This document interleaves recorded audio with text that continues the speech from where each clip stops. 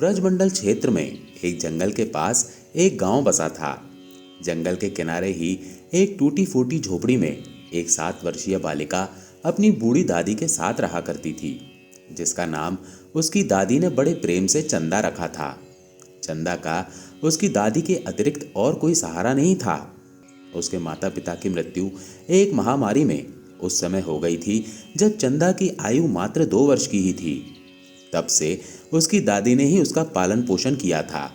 उस बूढ़ी स्त्री के पास भी कमाई का कोई साधन नहीं था, इसलिए वो जंगल जाती और लकड़ियां बीन कर उनको बेचती और उससे जो भी आय होती उससे ही उनका गुजारा चलता था। क्योंकि घर में और कोई नहीं था, इसलिए दादी चंदा को भी अपने साथ जंगल ले जाती थी। दोनों दादी पोती दिन भर जंगल में भटकते और संध्या होने से पहले घर वापस लौट आते। यही उनका प्रतिदिन का नियम था। चंदा अपनी दादी के साथ बहुत प्रसन्न रहती थी, किंतु उसको एक बात बहुत कचोटती थी कि उसका कोई भाई या बहन नहीं थे। गांव के बच्चे उसको इस बात के लिए बहुत चिढ़ाते थे तथा उसको अपने साथ भी नहीं खेलने देते थे। इससे वो बहुत दुखी रहती थी।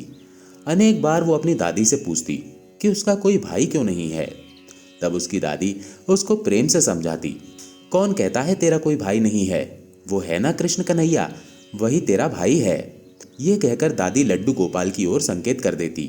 चंदा की झोपड़ी में एक पुरानी किंतु बहुत सुंदर लड्डू गोपाल की प्रतिमा थी, जो उसके दादाजी लाए थे। चंदा की दादी उनकी बड़े मन से सेवा किया करती थी, बहुत प्रेम से उनकी पूजा करती और उनको भोग लगाती। अब निर्धन स्त्री पकवान मिष्ठान कहाँ से लाए?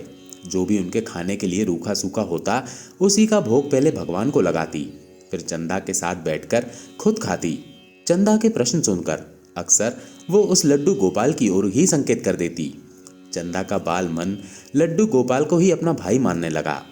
वो जब दुखी होती तो लड्डू गोपाल के सम्मुख बैठकर उनसे बातें करने लगती और कहती कि भाई तुम मेरे साथ खेलने क्यों नहीं आते? सब बच्चे मुझको चिढ़ाते हैं, मेरा उपहास करते हैं, मुझको अपने साथ भी नहीं खिलाते, मैं अकेली रहती हूँ, तुम क्यों नहीं आते? क्या तुम मुझसे रूठ गए हो जो एक बार भी घर नहीं आते? मैंने तो तुमको कभी देखा भी नहीं। इस तरह अपनी बाल कल्पनाओं में खोई चंदा लड्डू गोपाल से अपने मन का सारा दुख कह देती। चंदा का प्रेम निश्चल था, वो अपने भाई को पुकारती थी। उसके प्रेम के आगे भगवान भी नतमस्तक हो जाते थे, किंतु उन्होंने कभी कोई उत्तर नहीं दिया। एक दिन चंदा ने अपनी दादी से पूछा, दादी मेरे भाई घर क्यों नहीं आते, वो कहाँ रहते हैं? तब दादी ने उसको टालने के उद्देश्य से कहा, तेरा भाई जंगल में रहता है, एक दिन वो अवश्य आएगा। चंदा ने पूछा, क्या उसको जंगल में डर नहीं लगता? वो जंगल में क्यों रहता है? तब दादी ने उत्तर दिया, नहीं, वो किसी से नहीं डरता, उसको गांव में अच्छा नहीं लगता, इसलिए वो जंगल में रहता है। धीरे धीरे रक्षाबंधन का दिन निकट आने लगा। गांव में सभी लड़कियों ने अपने भाइयों के लिए राखियां खरीदी। वो चंदा को चिढ़ाने लगी कि तेरा तो कोई भाई नहीं, तू किसको राखी बांधेगी? अब चंदा का सब्र टूट गया। वो घर आकर जोर जोर से रोने लगी। दादी के पूछने पर उसने सारी बात बताई। तब उसकी दादी भी बहुत दुखी हुई। उसने चंदा को प्यार से समझाया कि मेरी बच्ची तू रो मत, तेरा भाई अवश्य आएगा। किंतु चंदा का रोना नहीं रुका। वो लड्डू गोपाल की प्रतिमा के पास जाकर उससे लिपटकर जोर जोर से रोने लगी और बोली कि भाई तुम आते क्यों नहीं? सब भाई अपनी बहन से राखी बंधवाते हैं, फिर तुम क्यों नहीं आते? उधर गोविंद चंदा की समस्त चेष्टाओं के साक्षी बन रहे थे। रोते रोते चंदा को याद आया कि दादी ने कहा था कि उसका भाई जंगल में रहता है। फिर क्या था? वो दादी को बिना बताए नंगे पांव ही जंगल की ओर दौड़ पड़ी। उसने मन में ठान लिया था कि वो आज अपने भाई को लेकर ही आएगी। जंगल की कांटों भरी राह पर वो मासूम दौड़े जा रही थी। श्री गोविंद उसके साक्षी बन रहे थे। तभी श्री हरि गोविंद पीड़ा से करा उठे। उनके पांव से रक्त बह निकला। आखिर हो भी क्यों ना, श्री हरि का कोई भक्त पीड़ा में हो और भगवान को पीड़ा ना हो, ये कैसे संभव है? जंगल में नन्ही चंदा के पांव में कांटा लगा तो भगवान भी पीड़ा से करा उठे। उधर चंदा के पैर से भी रक्त बह निकला। वो वहीं बैठकर रोने लगी। तभी भगवान ने अपने पांव पर उस स्थान पर हाथ फेरा जहां कांटा लगा था। पलक झपकते ही चंदा के पांव से रक्त बहना बंद हो गया और दर्द भी ना रहा। वो फिर से उठी और जंगल की ओर दौड़ चली। इस बार उसका पांव कांटों से छलनी हो गया, किंतु वो नन्ही सी जान बिना चिंता किए दौड़ती रही। उसको अपने भाई के पास जाना था। अंततः एक स्थान पर थककर वो रुक गई और रो रो कर पुकारने लगी, भाई तुम कहाँ हो, तुम आते क्यों नहीं? अब श्री गोविंद के लिए एक पल भी रुकना कठिन था। वो तुरंत उठे और एक 11 वर्ष के सुंदर से बालक का रूप धारण किया तथा पहुंच गए चंदा के पास। उधर चंदा थक कर बैठ गई थी और सिर झुकाकर रोए जा रही थी। तभी उसके सिर पर किसी के हाथ का स्पर्श हुआ और एक आवाज सुनाई दी, मैं आ गया मेरी बहन, अब तू ना रो। चंदा ने सिर उठाकर उस बालक को देखा और पूछा, क्या तुम मेरे भाई हो? तब उत्तर मिला, हाँ चंदा, मैं ही तुम्हारा भाई हूँ। ये सुनते ही चंदा अपने भाई से लिपट गई और फूट फूट कर रोने लगी। तभी भक्त और भगवान के मध्य भाव और भक्ति का एक अनूठा दृश्य उत्पन्न हुआ। भगवान वहीं धरती पर बैठ गए। उन्होंने नन्ही चंदा के कोमल पैरों को अपने हाथों में लिया और उसको प्रेम से देखा। वो छोटे छोटे कोमल पांव पूर्ण रूप से कांटों से छलनी हो चुके थे। उनमें से रक्त बह रहा था। ये देखकर भगवान की आंखों से आंसू बह निकले। उन्होंने उन नन्हे पैरों को अपने माथे से लगाया और रो उठे। बहुत ही अद्भुत दृश्य। बहन भाई को पाने की प्रसन्नता में रो रही थी और भगवान अपने भक्त के कष्ट को देखकर रो रहे थे। श्री हरि ने अपने हाथों से चंदा के पैरों में चुभे एक एक कांटे को बड़े प्रेम से निकाला। फिर उसके पैरों पर अपने हाथ का स्पर्श किया। पल भर में सभी कष्ट दूर हो गए। चंदा अपने भाई का हाथ पकड़कर बोली, भाई तुम घर चलो, कल रक्षाबंधन है, मैं भी रक्षाबंधन मनाऊंगी। भगवान बोले, अब तू घर जा, दादी प्रतीक्षा कर रही होगी, मैं कल प्रातः घर अवश्य आऊँगा। ऐसा कहकर भगवान ने उसको विश्वास दिलाया और जंगल के बाहर तक छोड़ने आए। अब चंदा बहुत प्रसन्न थी। उसकी सारी चिंता मिट गई थी।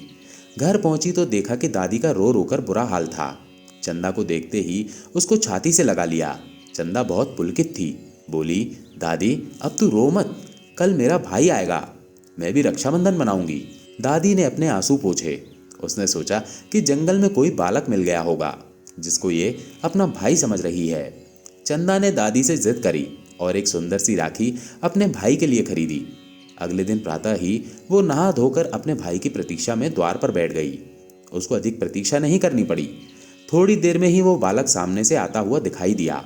उसको देखते ही चंदा प्रसन्नता से चीख उठी, दादी भाई आ गया। और वो दौड़कर अपने भाई के पास पहुंच गई। उसका हाथ पकड़कर घर में ले आई। अपनी टूटी फूटी चारपाई पर बिठाया। बड़े प्रेम से भाई का तिलक किया, आरती उतारी और राखी बांधी। सुंदर राखी देखकर भाई बहुत प्रसन्न था। भाई के रूप में भगवान उसके प्रेम को देखकर भाव विभोर हो उठे थे। अब बारी उनकी थी। भाई ने अपने साथ लाए झोले को खोला तो खुशियों का अंबार था। सुंदर कपड़े, मिठाई, खिलौने और भी बहुत कुछ। चंदा को तो मानो पंख लग गए थे। उसकी प्रसन्नता का ठिकाना नहीं था। कुछ समय साथ रहने के बाद वो बालक बोला, अब मुझको जंगल में वापस जाना है। चंदा उदास हो गई। तब वो बालक बोला, तू उदास ना हो, आज से प्रतिदिन मैं तुमसे मिलने अवश्य आऊँगा। अब वो प्रसन्न थी। बालक जंगल लौट गया। उधर दादी असमंजस में थी। कौन है ये बालक? उसकी कुछ समझ में नहीं आ रहा था, किंतु हरि के मन की हरि ही जाने। भाई के जाने के बाद जब चंदा घर में वापस लौटी तो एकदम ठिठक गई। उसकी दृष्टि लड्डू गोपाल की प्रतिमा पर पड़ी तो उसने देखा कि उनके हाथ में वही राखी बंधी थी जो उसने अपने भाई के हाथ में बांधी थी। उसने दादी को तुरंत बुलाया। ये देखकर दादी भी अचंभित रह गई, किंतु उसने बचपन से श्री कृष्ण की भक्ति करी थी। वो तुरंत जान गई कि वो बालक और कोई नहीं, स्वयं श्री हरि ही थे। वो उनके चरणों में गिर पड़ी और बोली, हे छलिया, जीवन भर तो छला, जीवन का अंत आया तो अब भी छल के चल दिए। वो चंदा से बोली, अरे वो बालक और कोई नहीं, तेरा यही भाई था। ये सुनकर चंदा भगवान की प्रतिमा से लिपटकर रोने लगी। रो रो कर बोली, कहो ना भाई, क्या वो तुम ही थे? मैं जानती हूँ वो तुम ही थे, फिर भी सामने क्यों नहीं आते, छुपते क्यों हो? दादी पोती का निर्मल प्रेम ऐसा था कि भगवान भी विवश हो गए। लीलाधर तुरंत ही विग्रह से प्रकट हो गए और बोले, हाँ चंदा, मैं ही तुम्हारा वो भाई हूँ। तुमने मुझको पुकारा तो मुझको आना ही पड़ा, और मैं कैसे नहीं आता। जो भी लोग ढोंग दिखावा पाखंड रचते हैं उनसे मैं बहुत दूर रहता हूँ, किंतु जब मेरा कोई सच्चा भक्त प्रेम भक्ति से मुझको पुकारता है तो मुझको आना ही पड़ता है। भक्त और भगवान की प्रेममय लीला चल रही थी और दादी वो तो भगवान में लीन हो चुकी थी। रह गई चंदा। तो उस दिन के बाद से गांव में उनको किसी ने नहीं देखा। कोई नहीं जान पाया कि आखिर दादी पोती कहाँ चले गए। प्रभु की लीला प्रभु ही जाने। अगर सच्चे मन से पुकारा जाए तो भगवान जरूर आते हैं। अगर आप भी इस बात से सहमत हैं तो कमेंट में जय श्री कृष्णा अवश्य लिखें। चैनल पर अगर पहली बार आए हैं तो चैनल को सब्सक्राइब जरूर करें। धन्यवाद।